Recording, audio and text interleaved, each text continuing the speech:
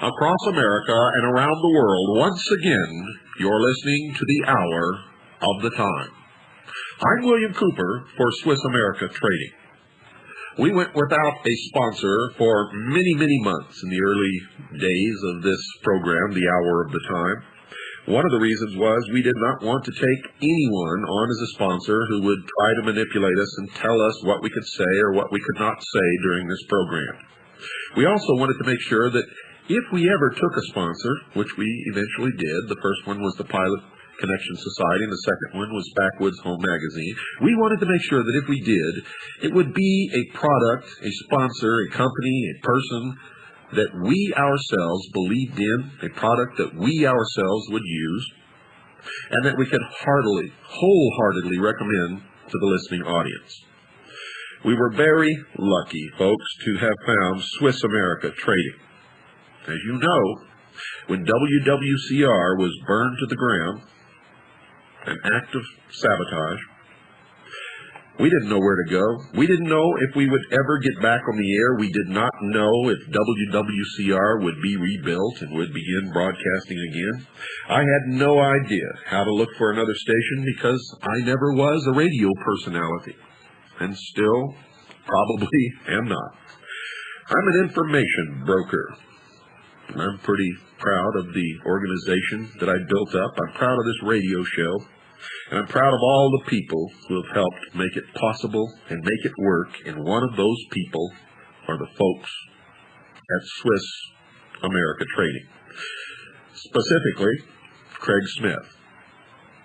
Now, I want you to understand that this just is not some corporation out there. This is a corporation made up of people just like you and I. They care about this country. They care about the Constitution. They care about God.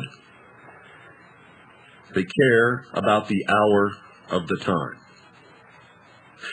Now, instead of abandoning us like most sponsors would when WWCR was burned, Swiss America Trading went right to work finding us another place to broadcast. And within just a matter of hours, a new station, this station, WRNO, was found, thus making it possible for this program to continue to broadcast the truth to the world. The people at Swiss America Trading, folks, stand behind the hour of the time. And I want you to stand behind them. If you have not called them yet, please pick up the phone right now and do it. Swiss America Trading deals in protecting you through non-confiscatable, non-reportable hard assets. They have the kind of investments that I've recommended on this show many times. They have investments that I don't recommend. They have investments that I don't know anything about. But it's your decision what you do with your money. They have anything that you could possibly dream of to protect yourself from what's coming in the future, and specifically those means of protecting your assets that we have outlined in previous broadcasts of the hour of the time. So call Swiss America Trading right now. It doesn't cost you a thing, and you're going to get a free newsletter in the process that's chock full of information that you need to know. You've heard me inform you about the trouble this country is in, both politically and financially. And the time, folks, to act is now. Time is running out. Look around you, read the paper, listen to the news. Now, if you can't figure that out without somebody having to tell you, maybe you better not call. But for those of you who do understand it, call now. The time to act is now. Don't wait until it's too late. Call the experts at Swiss America Trading at 1-800-289-2646. That's 1-800-289-2646, and have them show you how to protect yourself. Call 1-800-289-2646. That's 1-800-289-2646. And mention my name, William Cooper, and they'll send you a free newsletter on protecting your future. And folks, by protecting your future, you're keeping the future of this program and freedom for the world alive. Call today. Call now. 1-800-289-2646. That's 1-800-289-2646. And you'll be glad that you did.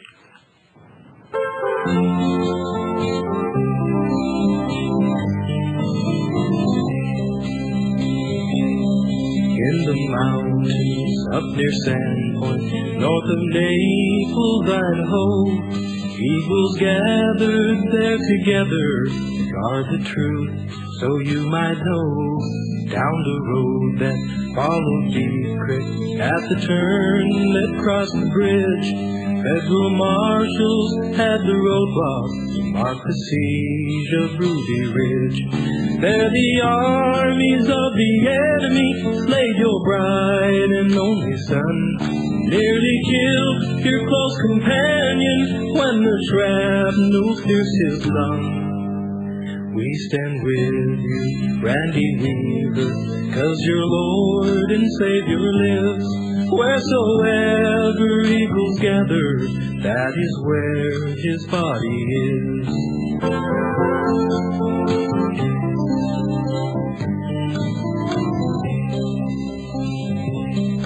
On that evening, late one August, you were forced to take your stand. There two strangers as they trespassed drew first blood on private land. Governor Andrus back in Boise let the enemy tell him lies, and from his anti-Christ decision, Sam and Vicky lost their lives. Federal agents, U.S. Marshals, and FBI men stormed the hill, all on false, fictitious charges, given orders shoot to kill.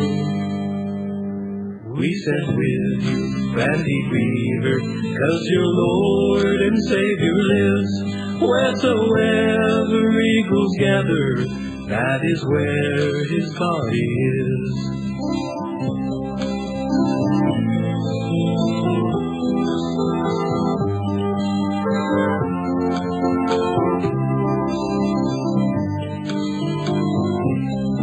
Though the armies of the enemy may surround us in the night, they're the hosts of heavenly angels hovering near, ready to fight. We stand with you, Randy Weaver. We are proud to call you friend. As we gather here together, stand beside you till the end. We stand with you, Randy Weaver, 'cause your Lord and Savior lives. Wheresoever eagles gather, that is where his body is. Wheresoever eagles gather, that is where his body is.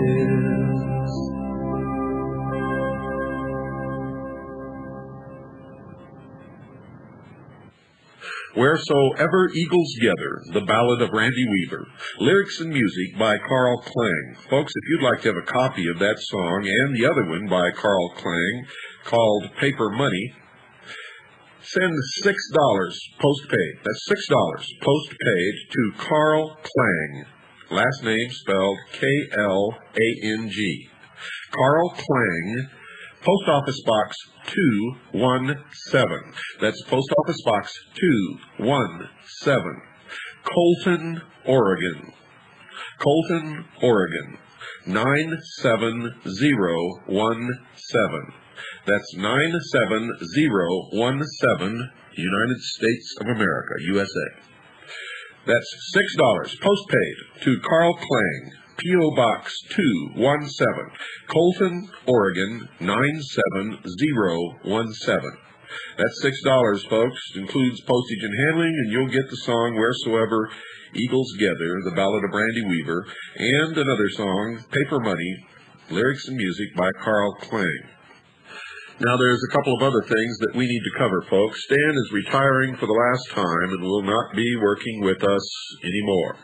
So please don't bother Stan and Elma by calling them on their phone unless you want to wish them well and tell them goodbye and you've made friends with them over the period of time that we've been together. If not, please do not call the number that you've been using to ask for information or get an information packet or talk to a representative.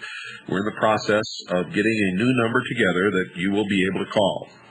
The Post Office Box 3299 in Camp Verde, Arizona is still good. I'll give you that address right now. It's William Cooper.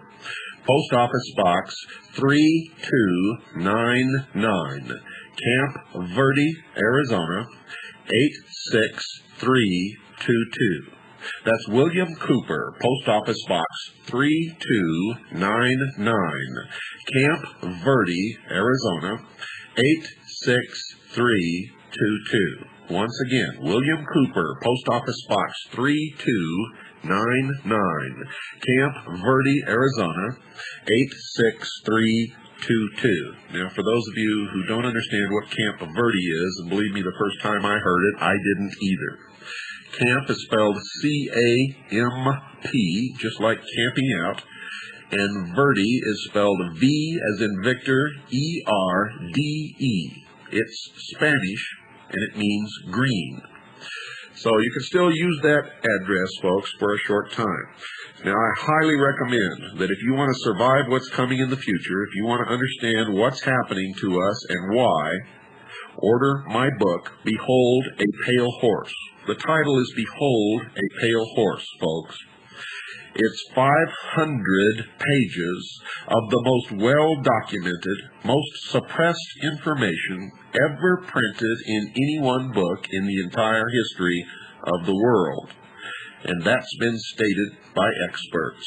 Don't take my word for it. Order the book. It's guaranteed. If you get that book, look through it right then. If you don't agree that you need that information and it's going to help you and it's worth the money that you paid for it, send it right back to us and we'll refund your money with no questions asked. The only thing that we ask is you send the book back in brand new condition just like you received it. If it's been read, if the pages have been turned down, if the cover has been broken back, we will not honor the guarantee. So make sure that you understand the terms. Look through the book when you get it. If you don't agree that it's worth the money that you paid for it, send it right back and we'll refund your money, no questions asked. The price of the book for CAGI members is $20 plus $5 postage and handling. For non-CAGI members, if you're not a member of CAGI, it's $25 plus $5 postage and handling. Now, this is a heavy book. It's a big book. It's 500 pages. I am not self-published. I do not determine the price of the book nor the price of shipping. That's determined by the shipper. We use UPS, and we always insure whatever we send out. The cost is high for this book, believe me. Also, the price from the publisher is $25. We've reduced it $5 for CAGI members. Now, since I'm not self-published, folks, I have to buy the book from the publisher just like any bookstore.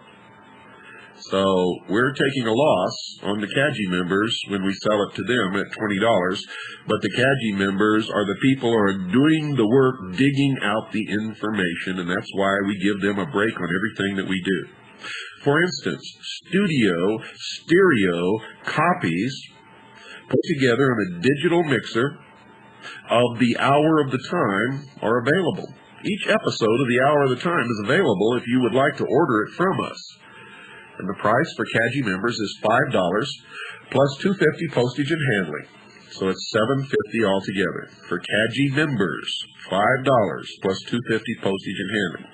For anybody else, if you're not a CAGI member, it's $15 plus $2.50 postage and handling for a total of $17.50 per hour of the hour of the time. Now, we're trying to order a machine that will enable us to make the copies much faster, and if we're able to do that, we'll be able to drop the price even further for non-members, for non-CAGI members. For CAGI members, I don't know if we're going to be able to go much below $5, but we're going to try. So stick with us, folks, and remember that every episode of the Hour of the Time is available. You can order these tapes. And they're on TDK 60-minute tapes. They're good quality tapes. They're not these white tapes with the flimsy stuff that breaks in about 2 weeks. These are good quality TDK tapes. The program is put together on a digital mixer. It's in stereo. All the music is beautiful stereo. We use only the best CDs for the music on this show. And if you've noticed, only the best music. Now... Some of you older folks don't like some of this music, but everything that we use on the show has a message, and that's why we use it. And you know what? If you just like one certain kind of music and you're not willing to listen to the other kinds of music, I suggest that you watch a few episodes of Archie Bunker and see if you're looking at yourself in the mirror. Otherwise, hold on to your hat, folks, because it's going to be a rocky ride. Well, let's get into the program now, and we're going to start where we left off. And we left off under terrible circumstances in a cabin near a place called Ruby Ridge in the state of Idaho with a dead 13-year-old boy in the birthing shack, a dead mother, Vicki Weaver, lying in a pool of blood in their cabin, 2 men wounded, and several children, including an 8-month-old baby, probably scarred psychologically for the rest of their lives.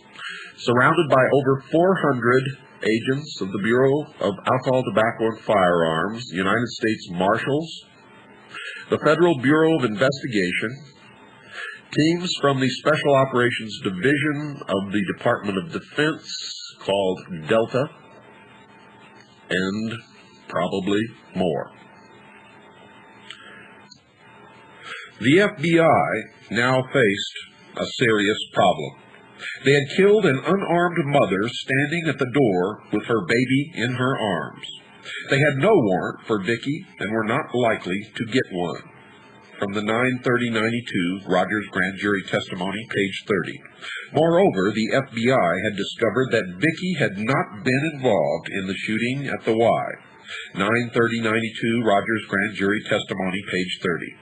It appears, therefore, that after Vicki was shot, the officers realized they had no legal or moral justification for having killed Vicki. Rogers reluctantly admitted to the grand jury, quote, "But apparently there wasn't enough evidence at that point to link her directly with the killing of Marshall Deegan," unquote. 9/30/92 Rogers grand jury testimony, page 30. Since they had no right to shoot her, the FBI had no alternative but to later claim her death was an accident. In the meantime, the federal officers pretended they did not know they had killed a second member of the Weaver family. As for Harris, the FBI told the press that they had shot at Harris because Harris was preparing to shoot a helicopter. That's from Bonner's Ferry Herald, an article entitled Clues at Weaver Cabin by Mike Wayland. But the helicopter pilot himself testified he stayed well out of range of rifle fire when he flew in the vicinity. From the 9/17/92 Costanza grand jury testimony, pages 26, 27, and 39. When Horiuchi claims he was shooting Harris to save the helicopter, he faces 8 other snipers who apparently did not feel that the helicopter was jeopardized, for only Horiuchi admits to the shooting. Moreover, Horiuchi admits he does not know where the helicopter was when he opened fire. 9/17/92, Horiuchi, grand jury testimony, page 36 and 47. Nor does he explain how the helicopter could possibly be in danger while Harris and the others were running back to the house to escape for their lives. Unless the rules of engagement were indeed illegal, Horiuchi needed no excuse for having shot at Harris. It will be remembered that the rules of engagement permitted the snipers, indeed commanded them, to shoot on sight any adult male with a weapon, and Harris was armed. The rules were said to contemplate an ongoing firefight. 9/30/92, Rogers Grand Jury Testimony, page 15. So the FBI could argue that killing an armed subject on sight would be justified.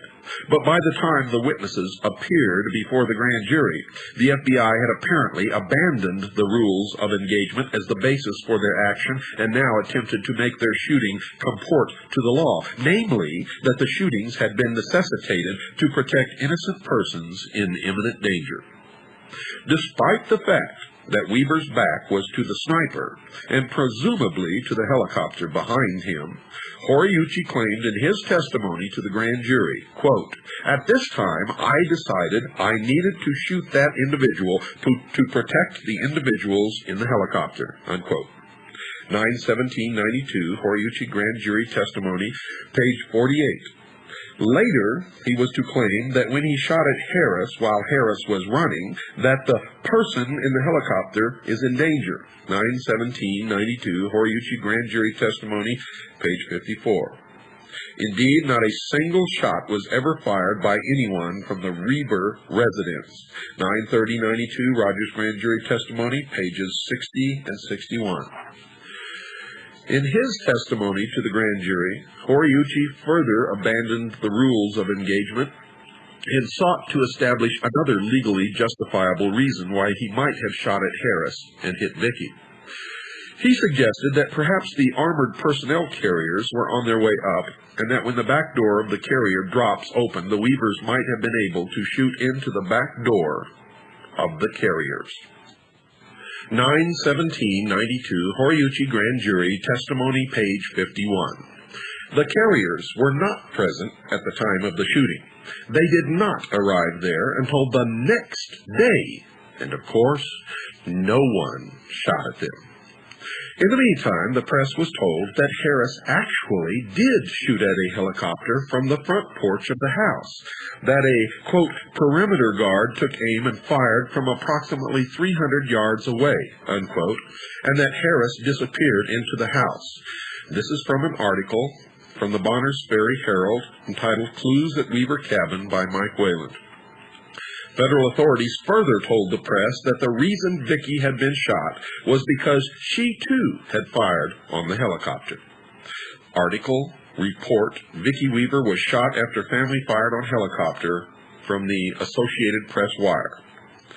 After Vicky was shot, Senior Agent in Charge Glenn went so far as to log the fact that the FBI helicopter had drawn fire from within the house, and that thereafter shots were exchanged between the snipers and the subjects in the house. That's from the FBI log for 8/21/92 at 21:12 hours. These stories, folks, are now admittedly false. Indeed, Commander Richard Rogers himself told the grand jury that, quote, the shots that Lon Horiuchi took about 6 p.m. on the 22nd were the last shots that I'm aware of that were fired up there, unquote. 9/30/92, Rogers Grand Jury Testimony, page 60. It is informative to note at this juncture that Horiuchi, an expert marksman and team leader, armed with a precision sniping weapon with a 10-power scope, now claims that both of his shots hit persons he did not intend to hit. Some sniper, wouldn't you say? Vicky's death was now supposedly accidental, and Randy Weaver was supposedly shot when Horiuchi accidentally mistook Weaver for Harris.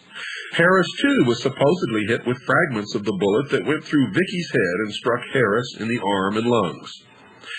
Sammy's death was also attributable to accident.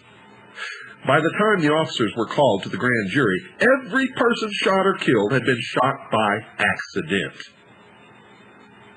You know what I say to that, folks? Bullshit. In the meantime, the FBI acted as if Vicky were alive. They brought up their expert negotiator, accompanied with a psychiatrist. The FBI claimed that although they made 2 attempts to attach microphones to the house as well as a closed-circuit television, that both mics failed and the television equipment was not operative. Lansley Grand Jury Testimony, page 40. Although the FBI told the New York Times that they were using listening devices that allowed them to hear conversations and even the baby's cries in the cabin, this is from the New York Times, August 26, 1992. In the meantime, Randy Weaver was hollering to the FBI that his wife was dead, but the FBI continued to speak to her as if she were alive. From the standpoint of the people inside the Weaver house, they were being fired upon by unidentified assailants without cause. These assailants had killed Vicky before their very eyes, including the eyes of the surviving children, one a girl of only 10 years of age. Commander Rogers recognized this fact. Quote, "It was obvious to the people inside the cabin that they had people around them, our sniper observers. Of course, I assume they didn't know who they were, but they knew someone was out there." Unquote. From the 9/30/92 Rogers Grand Jury Testimony, page 47. Next, the FBI placed a shotgun-carrying robot on the porch of the little house, Lansley Grand Jury Testimony, page 53, and then wondered why Randy wouldn't pick up the phone to talk to them. The negotiator, claiming he had trained thousands of officers, Lansley Grand Jury Testimony, page 4, treated Randy Weaver as a paranoid personality, Lansley Grand Jury Testimony, page 86. From the testimony, Lansley, and I think that's what Randall was, along with this paranoid ideation, he was extremely irritable, saw people plotting against him. From the Lansley Grand Jury Testimony, page 87. But it was the FBI itself who thought Randy's sister, who the FBI had asked to help, might encourage Randy to kill himself and the children. Lansley Grand Jury Testimony, pages 22 through 24. And the FBI had, quote, "real questions about Bo Gritz," unquote, and folks, so do I and many other patriots. Believe me, Gritz is dirty, and we're going to get to the bottom of that on another episode of the Hour of the Time. That's from the Lansley Grand Jury Testimony, page 34, who later accomplished what the FBI could not, the surrender of both Weaver and Harris. During all of this time, the FBI continued to claim that it did not know that Vicky was dead. Lansley Grand Jury Testimony, page 37. In the meantime, Vicky's unprepared body had remained in the cabin for over a week. Some of the snipers reported they could detect an unpleasant odor emanating from the house. That's from the FBI log, page 45. And during all of this time, the federal negotiator, claiming he was ignorant of Vicky's death, continued to taunt Randy Weaver and the children by asking questions about Vicky and directing questions to the dead Vicky about her baby. Sometimes they said things like, quote, "Good morning, Mrs. Weaver. We had pancakes for breakfast. What did you have?" unquote. The baby was often awake and crying for its mother's milk. That's from Sarah Weaver to the Des Moines, Iowa Register, September 13, 1992. The FBI, steadfast in its position that the Weavers were dangerous, never left the armored personnel carriers when near the Weaver house. Yet others were able to approach the house, including a preacher who had never met Randy. Bo Gritz and Jack McLean both made several trips to the house and talked to Weaver and Harris. That's from the FBI log, page 45. Although neither had known them before that date, and that's important, folks, because in speeches and talks and radio interviews, Gritz had claimed to know Weaver. And Gritz had talked about Weaver as early as late 1989 and talked about him again at Freedom Call 90 in Las Vegas in July of 1990, which I attended and witnessed. He stated that he had received a letter from Randy Weaver, a man who had served in Vietnam with him, a good trooper, as he termed it, a good soldier, who was in danger of having his whole family wiped out by the federal government. Don't go away, folks. It's time to take our break. I'll be right back after this very short pause. Up to the cabin and talk. Folks, this is William Cooper speaking to you for Swiss America Trading. Now, if you have not yet called Swiss America Trading and told them that you listen to the Hour of the Time with William Cooper to receive your free newsletter, do it now. Do it now. So many people ask me when I travel around the country, how can I save my assets? I also get that question in a great percentage of the mail that we receive here. How can I protect my assets from what's coming in this economic collapse that we're expecting? Well, folks, Swiss America Trading has many of the answers. They have many of the investments that we have recommended on this show. Call them, 1-800-289-2646. That's 1-800-289-2646. Tell them that William Cooper sent you, and they'll send you a newsletter chock full of information that you need to know. You'll be glad that you did. Call now, 1-800-289-2646. That's 1-800-289-2646. Let the experts at Swiss America Trading help you help yourself. Call now, 1-800-289-2646. That's 1-800-289-2646. And believe me, you'll be glad that you did.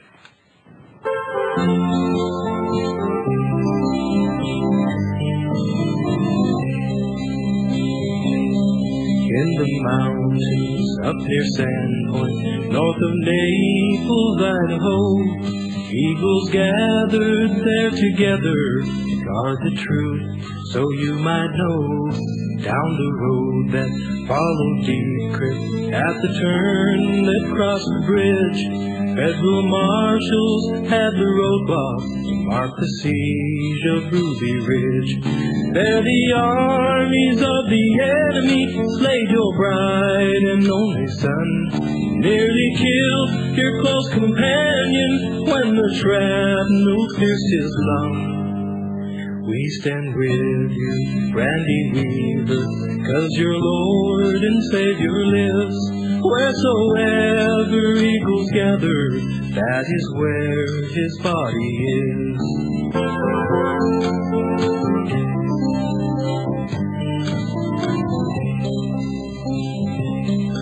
On that evening, late one August, you were forced to take your stand. There two strangers as they trespassed drew first blood on private land. Governor Andrus back in Boise let the enemy tell him lies, and from his anti-Christ decision, Sam and Vicky lost their lives. Federal agents, U.S. Marshals, and FBI men stormed the hill, all on false, fictitious charges, given orders shoot to kill. We stand with you, Randy Weaver, 'cause your Lord and Savior lives.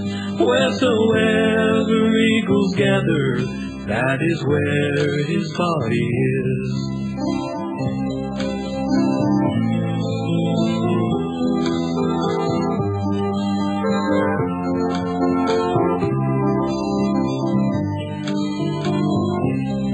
Though the armies of the enemy may surround us in the night, there's a host of heavenly angels hovering near, ready to fight. We stand with you, Randy Weaver. We are proud to call you friend. As we gather here together, stand beside you till the end.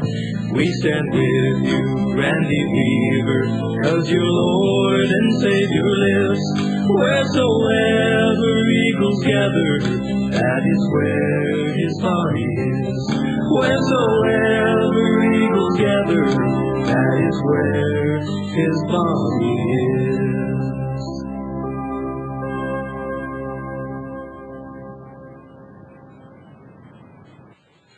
When at last Bo Gritz simply walked up to the cabin and talked to Randy, Randy told Gritz that Vicky was dead. From the FBI log, page 45.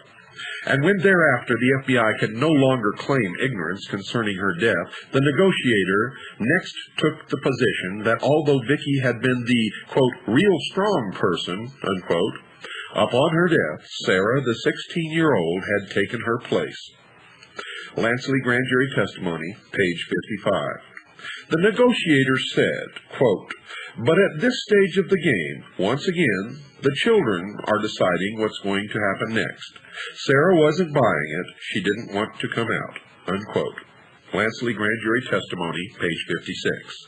At the same time, Gene Glenn, the chief of operations for the FBI, told the press that the children, quote, were considered hostages, unquote, from the New York Times, August 26, 1992, while privately the FBI admitted that, quote, this is being viewed as a crisis intervention as opposed to hostage negotiations, unquote, from the FBI log, page 18.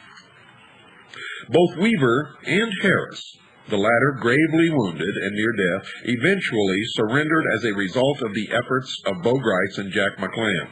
However, the FBI negotiator took credit for the work of Gritz and McLamb by claiming he had, quote, trained Gritz on the spot, unquote, and that Gritz did everything the negotiator said to do or to say. Lansley Grand Jury Testimony, page 33. During the time of the standoff, there was an operational headquarters, a command post that was occupied by the various agents in charge, team captains, negotiators, and others, including the chief of the operation, Gene Glenn, who, in these war games, they referred to as, quote, the Allied Supreme Commander, unquote. Lansley Grand Jury Testimony, page 63. Also at that post during the negotiations was Assistant United States Attorney Ron Howen, who authored the indictment in this case, its several amendments, and who prosecutes this case. Mr. Howen was at the command post at various relevant times during the siege. Reference is made in the FBI log to his involvement at the command post on 7 separate occasions. Moreover, Howen went with the officers to the Y, where he witnessed the search for and the recovery of evidence. From the FBI log, page 16. As a witness, he would have been privy to many of the conversations that occurred at the command post and elsewhere between Glenn, the other special agents in charge, Richard Rogers, the commander who briefed the snipers, senior agent in charge Robin Montgomery from Portland, team leaders, Hazen and McGavin, who directed the snipers, and others. He must have known what rules of engagement were in place. The United States Attorney's Office authored a note that was sent into the Weaver home during the siege. It was signed by Ron Howen. From Lansley Grand Jury Testimony, page 65. Further, Mr. Howen has made himself a witness by offering unsworn testimony on various matters to the grand jury, some examples of which are as follows. Grand Juror. How does Randy Weaver fit into this? Is he a member of these groups, these orders? Howen. I don't say that Randy Weaver was a member of the order. He was not a member of Order 2. He wasn't a member of the last group that came out in 1982. There is circumstantial evidence to believe that he intended to use his family as the group and Kevin Harris. From Byerly Grand Jury Testimony, pages 42 and 43.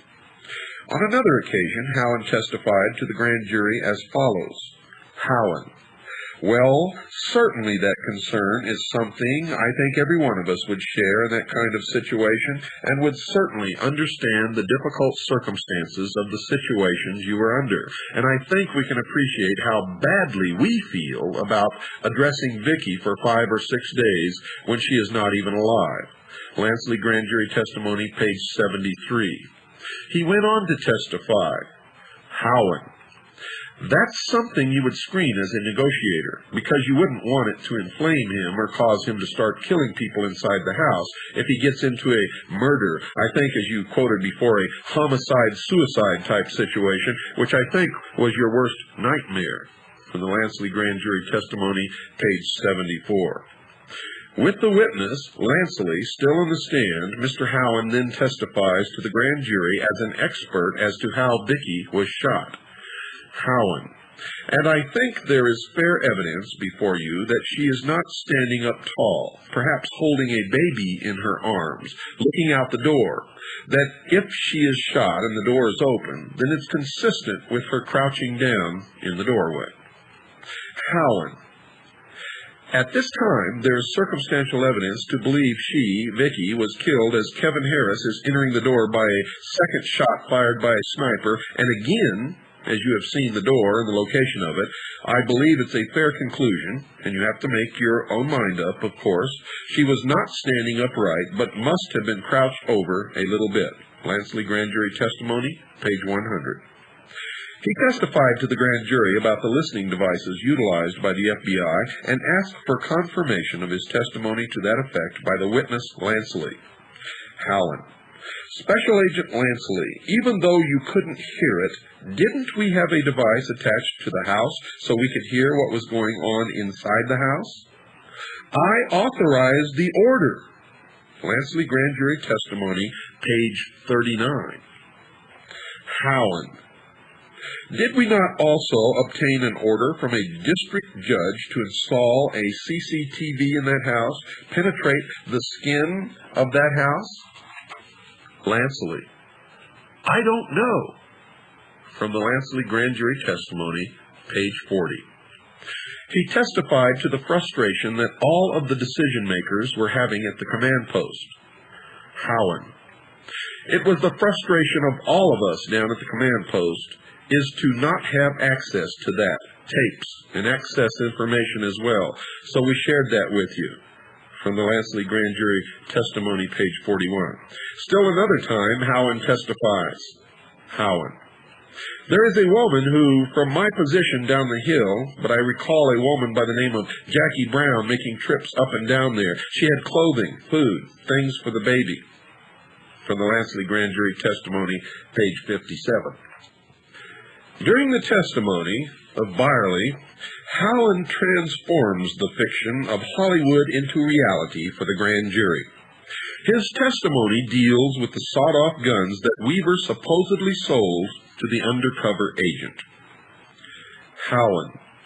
If any of you saw the movie, quote, The Terminator, unquote, remember the first few scenes where the shotgun is under the coat, under a long coat? It's on a string. Those are the things that cannot been seen. Those of you that have seen it, fine. Those that haven't, the foreman finally interrupts him. That's from the Byerly Grand Jury Testimony, page 18. Faced with this prosecutorial nightmare of wrongdoing by federal agents, the Assistant United States Attorney, Ron Howen, himself a participant, himself a witness, now sought to manipulate the case in such a manner as to center the case on the religious beliefs of the Weavers, beliefs he knew were unpopular with mainstream America, beliefs he knew would prejudice the defendants before a jury and cause the jury to focus on such beliefs rather than the wrongful acts of the officers. And that's exactly the same thing they did in the Waco Massacre.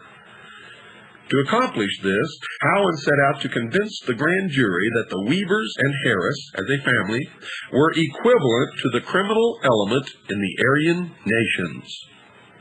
Howen intentionally attempts, and we think successfully, to prejudice the grand jury against Weaver and Harris.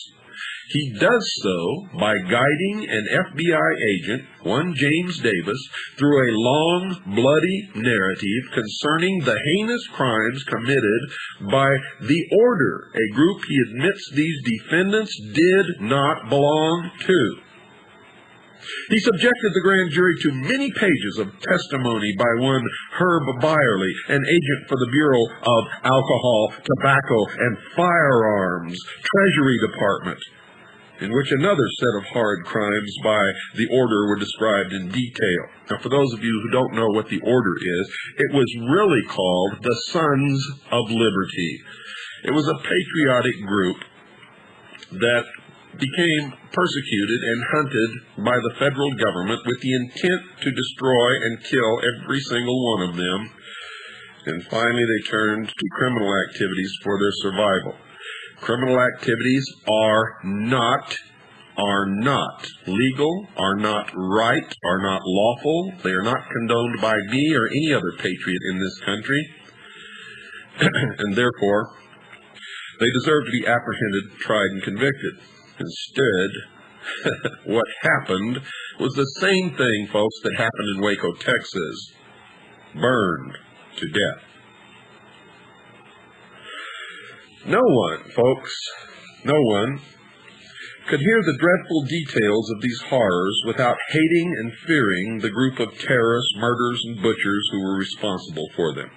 For the court to fully understand the extent to which Howen went in manipulating and prejudicing the grand jury and destroying their independence, we believe it necessary that every word of these pages from Davis's and Byerly's testimony be read. For as the court can determine for himself, this testimony was so egregious, so vile, so invidious, so calculated to prejudice the grand jury against these defendants, and so uncalled for and unconnected in any genuine way to these defendants, that the entire indictment must be deemed infected, obtained as it was, through inexcusable prejudice, and dismissed. We believe when the court reads this testimony, it will agree that in the court's entire life as a lawyer and a judge, the court has never seen nor heard of a prosecutor who took such advantage of his office and in such a way utterly disregarded all boundaries of propriety, abandoned his duty to administer justice, refused to be governed by rules of fair play, and used his power to supplant truth with prejudice. In short, the presentation of the Davis and Byerly testimony was so flagrant and egregious as to infringe on the grand jury's ability to exercise its independent judgment in the charging decision and destroyed the integrity of the grand jury process. We turn to these pages of Davis's testimony to summarize. Howen admits that Harris and Weaver have no contact with and are not linked to the Aryan nations. Davis grand jury testimony, pages 35 and 36.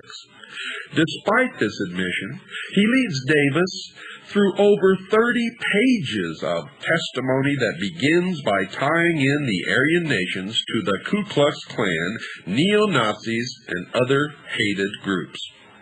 Howen then leads the witness through a host of crimes that those who are associated with the Aryan nations have committed. He has Davis tell how Bob Matthews robbed a bank in Spokane and how they began to make counterfeit money.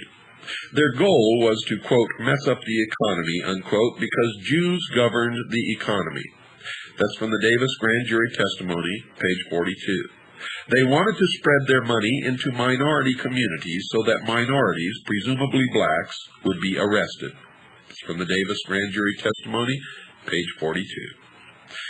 Howen then had the witness, Davis, tell the grand jury about a book written by William Pierce, who heads a white supremacist organization called the National Alliance. The book was called The Turner Diaries.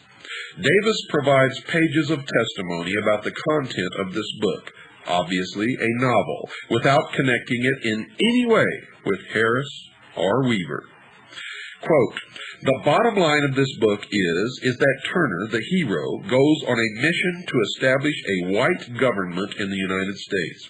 At some point in the book, they get so much money and such a large army that they are able to take on the American government.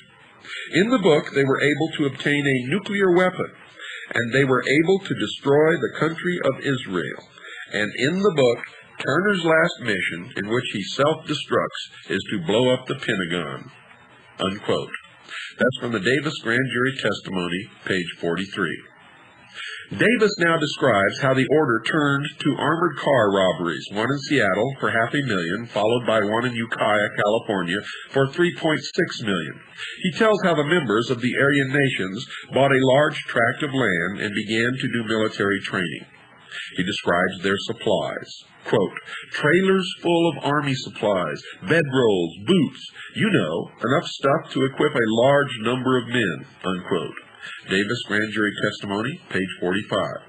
He tells the grand jury that Bob Matthews went to Philadelphia and recruited members of the Nazi Party, and that he went south and recruited members of the Ku Klux Klan. Bringing the danger of this all home to the grand jury in response to Howland's questions, Davis tells how there was a Boise Command Center manned 24 hours a day. From the Davis Grand Jury Testimony, page 46. Next, Howland leads the witness into what he calls Step 5. Quote, "The subject of it was assassination of anybody they considered to be an enemy of the organization." Unquote. Davis gives names and tells the grand jury that these people committed 3 murders. The first was of a heavy drinker named Walter West. Davis then tells how the murderers took West out into the woods where they had already dug a grave to bury him. Someone by the name of Kemp was to be the executioner. Kemp hits the man in the head with a hammer, but that doesn't kill him. So with West on the ground yelling at him, Dewey picks up a gun and shoots him in the head, and then they bury him. From the Davis Grand Jury Testimony, page 48. This wasn't enough. Davis next tells the grand jury, quote, "I can't overemphasize their bitterness, and this is true of most of the white supremacy groups toward the Jews." Unquote. Davis Grand Jury Testimony, page 48. Now he goes into the details of the Alan Berg murder, how Berg, the radio talk show host, was followed by the mother of Matthew's girlfriend, and how Bruce Pierce walked up and killed him. 22 shots were fired. From the Davis Grand Jury Testimony, page 50. After lunch, Howland again reminds the grand jury that this organization does indeed have a message center in Boise and only 5 or 6 blocks away from where the jurors were sitting, and that several of these people lived in town. Davis Grand Jury Testimony, pages 51 and 52. Davis tells how this group forged passports and birth certificates, and how they took the name of a dead child and used the name of the dead child for creating new identifications. After that, he tells the jury about another Brinks job in San Francisco. Then he describes in detail how the Ukiah job was pulled off. I might tell you as an aside, folks, that the United States government, the intelligence agencies, and other undercover agencies of police departments, and the Federal Bureau of Investigation do the same thing, take on identities of dead children for their cover. They can get real birth certificates, real identification, and this cannot be detected unless you personally know that this child is dead. Davis, they had a couple pickups. They pulled up in front of the pickup, held up a sign, quote, "Get out or you will die," unquote. The people in the armored car did not get out quickly, so they sprayed it with automatic weapons fire. That got them all out. Then they started unloading money out of the back end and putting it into the back of their pickup. One of the men, and this is Robert Matthews, who was the leader, as he was unloading money, left his handgun sitting in the armored car, so when they all fled, there's a gun left behind, unquote. This was allegedly how they traced Matthews to the robbery. Now Davis tells the grand jury how counterfeit bills were being made in Boise and how the police caught a man passing them in Philadelphia. He tells how the people with the Secret Service and the ATF get together and figured out the case of the armed robbery, how the arrests of these people were conducted, how Matthews died in the shootout. That's not true, folks. Matthews died. He burned to death in a house when they set it on fire. They also talk about how they tied the bullets recovered after the arrest to the bullets that killed Berg. The story goes on and on. Yarborough, one of the members, tries to jump out of a second-story building. Davis grand jury testimony, page 61. After testifying for parts of 2 days, the climax to the story was rendered by the witness. Davis, once or twice in there, shot at some agents as they tried to get in a little closer and that type of thing, and on December the 8th, Matthews just opened fire and died subsequently in a gun battle with the agents that were there. After that, do you want me to keep going? From the Davis grand jury testimony, page 62. Actually, Matthews died in a fire. Now, I don't condone the illegal acts of any of these people, folks, but I want you to know the truth. And we're out of time for tonight. We will continue to the conclusion, I hope, tomorrow night, if not, the next night. Good night, and God bless each and every single one of you.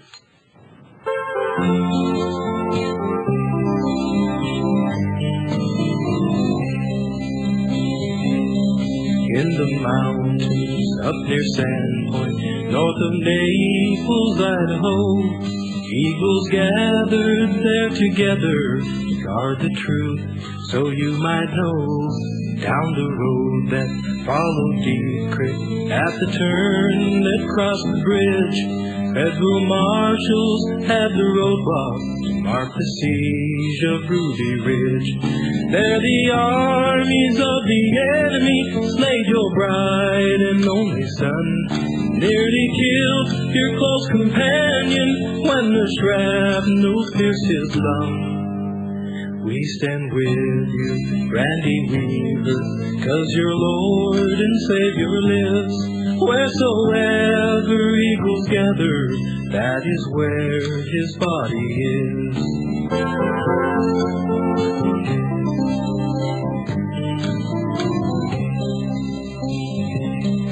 On that evening, late one August, you were forced to take your stand. There two strangers as they trespassed drew first blood on private land. Governor Andrus back in Boise let the enemy tell him lies, and from his anti-Christ decision, Sam and Vicky lost their lives. Federal agents, U.S. Marshals, and FBI men stormed the hill, all on false, fictitious charges, given orders shoot to kill. We stand with you, Randy Weaver, 'cause your Lord and Savior lives. Wheresoever eagles gather, that is where his body is.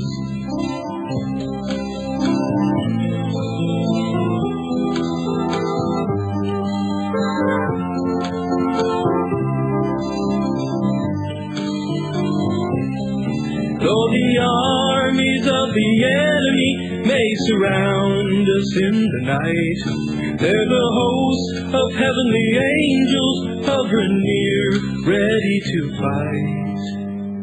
We stand with you, Randy Weaver. We are proud to call you friend. As we gather here together, stand beside you till the end. We stand with you, Randy Weaver, 'cause your Lord and Savior lives. Wheresoever eagles gather, that is where his body is.